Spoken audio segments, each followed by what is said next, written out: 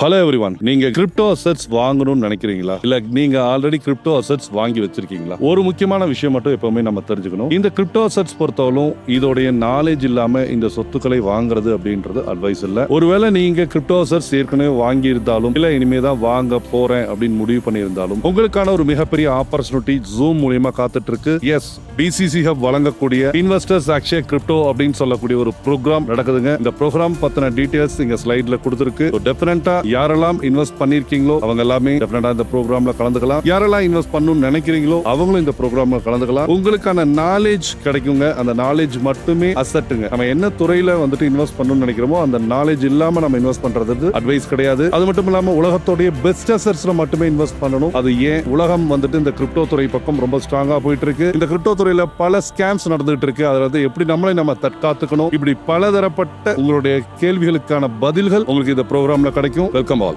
Thank you.